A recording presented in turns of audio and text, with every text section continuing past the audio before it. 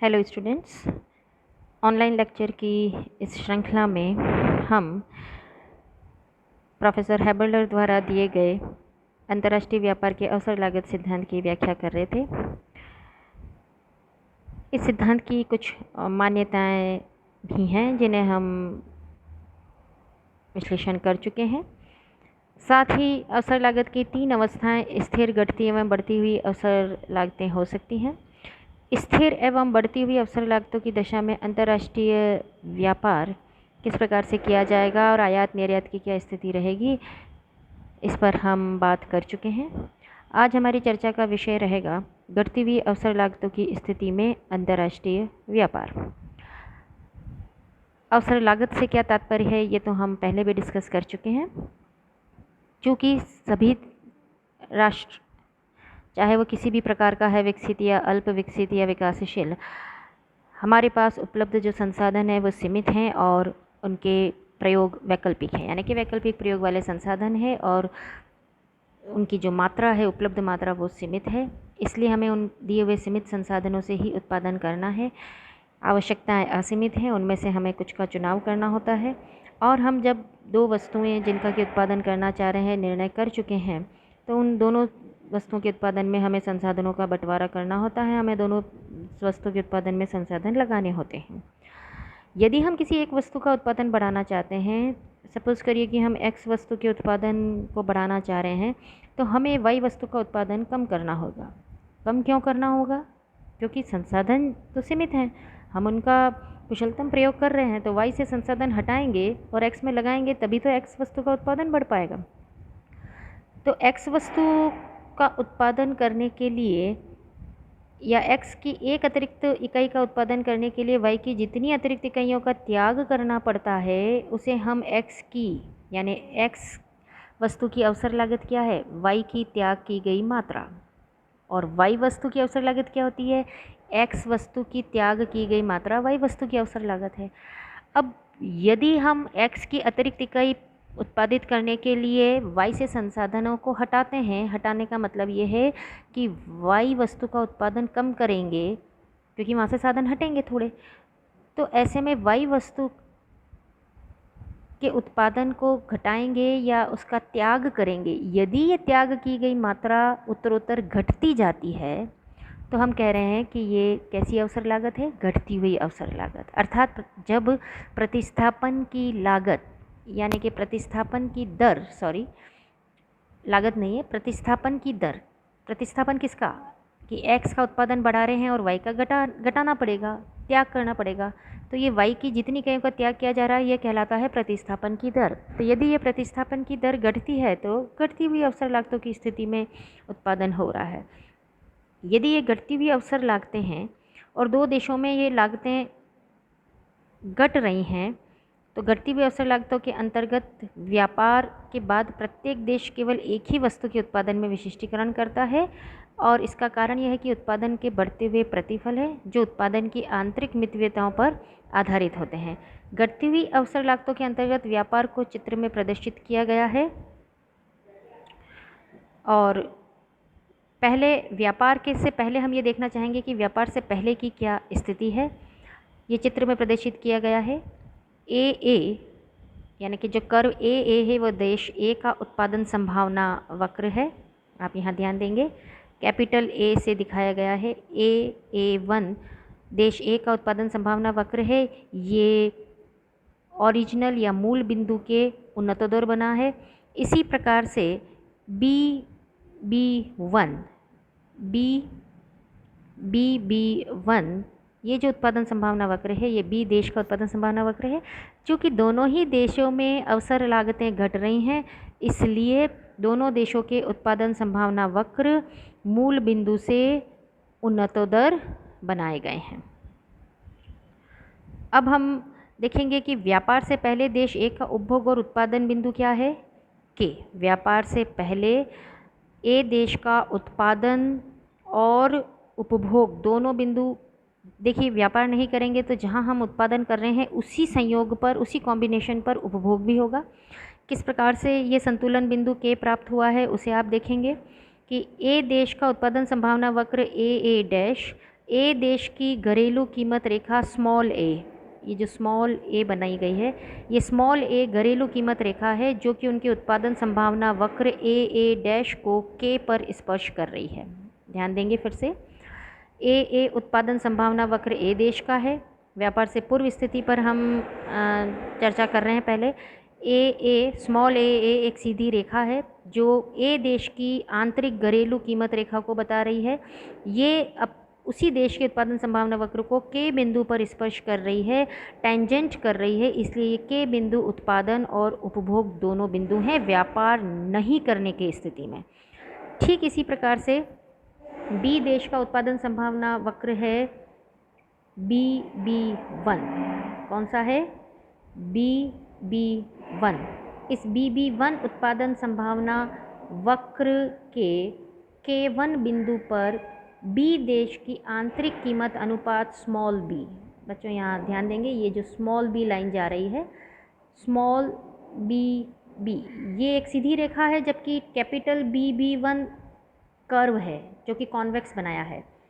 तो बी देश की उत्पादन संभावना वक्र BB1 को बी देश की आंतरिक मूल्य अनुपात या कीमत, घरेलू कीमत अनुपात भी इसको हम कह सकते हैं, स्मॉल बी लाइन जो है वो K1 पर स्पर्श कर रही है। इसलिए बी देश के लिए व्यापार से पूर्व संतुलन बिंदु K1 है। चूँकि व्यापार अगर नहीं हो रहा है तो दोनों देश अपने अपने अपने संतुलन बिंदुओं पर उत्पादन भी करेंगे और उपभोग भी करेंगे। अब मान लीजिए कि दोनों देश व्यापार करते हैं परस्पर, तो व्यापार करने की स्थिति में कहाँ उत्पादन बिंदु मिलेगा उसे हम देखेंगे। यदि दोनों देश किसी एक वस्तु के उत्पादन में विशिष्टीकरण करें और विशिष्टीकरण करके अपने उपभोग की ज़रूरत, यानी कि उपभोग के लिए ज़रूरत जितनी मात्रा है वो अपने पास रखें और अतिरिक्त उत्पादन का निर्यात कर दें, तो निर्यात करने पर उसे बदले में कितना आयात प्राप्त होगा उसे भी हम देखेंगे।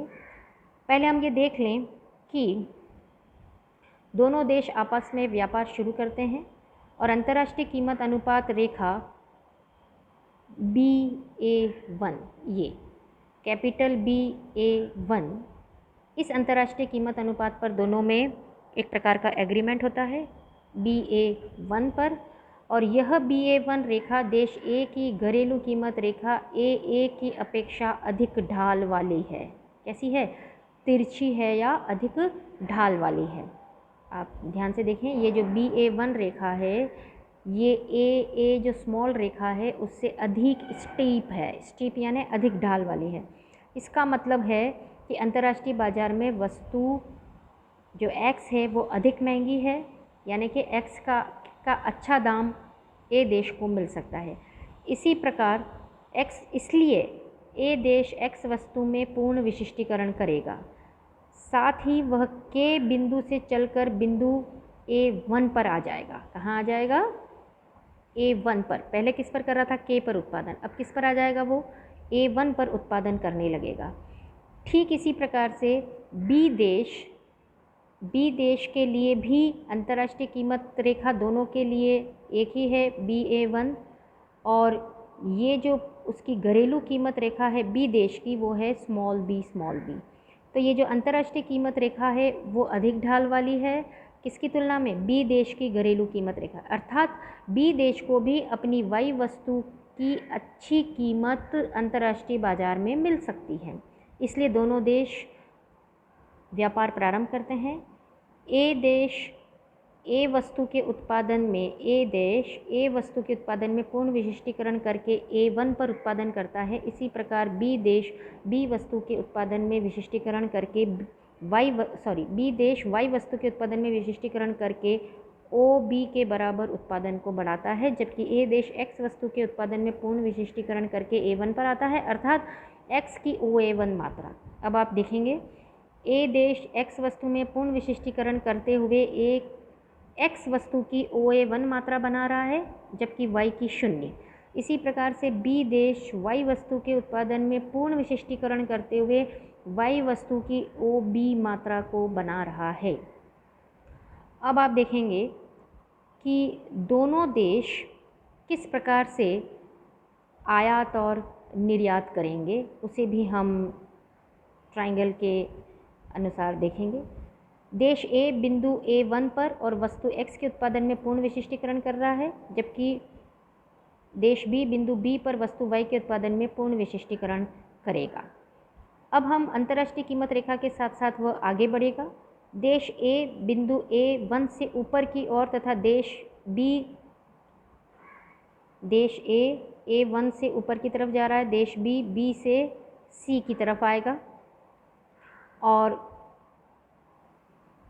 दोनों देश A व्यापार त्रिभुज CDA, देश A व्यापार त्रिभुज CD1A1 पर और वस्तु X की DA मात्रा देश B को निर्यात करेगा। वस्तु X की कितनी मात्रा? D1A मात्रा का निर्यात करेगा और बदले में CD1 प्राप्त करेगा। इसी प्रकार से देश B व्यापार त्रिभुज BDC पर देश A को वस्तु Y की BD मात्रा, कौन सी मात्रा? ये जो मात्रा है इसे आप फिर से देख सकते हैं। दोनों देश उपभोग के लिए कहाँ आ रहे हैं? C बिंदु पर। इस C बिंदु के हिसाब से यदि हम देखें तो A देश X की OA मात्रा का उत्पादन कर रहा है। OA1 में से OD1 तो वह स्वयं उपभोग करेगा, साथ ही D1A1 मात्रा, कितनी मात्रा? D1A1 मात्रा Y देश को निर्यात करेगा और बदले में B देश से CD1 मात्रा Y की प्राप्त कर लेगा। ध्यान से देखें फिर से, A देश का जो व्यापार त्रिभुज है या जो ट्रायंगल है दैट इज CD1A1, कितना है? CD1A1। A देश X वस्तु की A1 D1 मात्रा का निर्यात कर रहा है, जबकि OD1 मात्रा वो खुद उपभोग कर रहा है, घरेलू उपभोग, और बची हुई D1A1 मात्रा का निर्यात करेगा। इस X की D1A1 मात्रा के बदले, निर्यात के बदले उसे CD1 मात्रा Y की प्राप्त होगी। किस देश से? B देश से।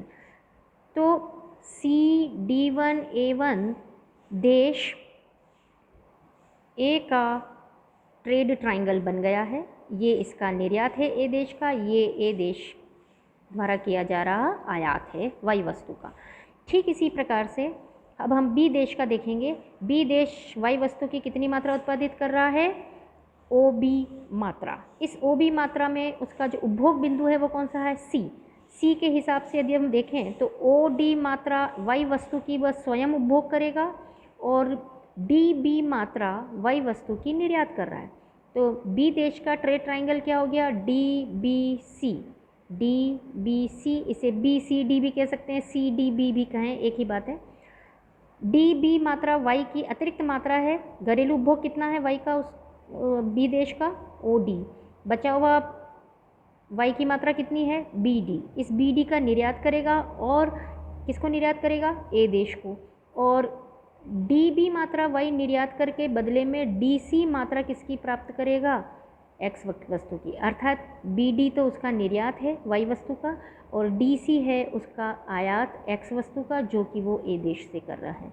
तो दोनों देशों के ट्रेड ट्रायंगल, A देश का हो गया CD1A और B देश का ट्रेड ट्रायंगल हो गया CDB। A देश CD1 आयात कर रहा है, A देश CD1 आयात कर रहा है Y का और बदले में कितनी X दे रहा है? D1A1। इसी प्रकार से B देश Y वस्तु में पूर्ण विशिष्टीकरण करके उत्पादन बिंदु दोनों का क्या हो गया?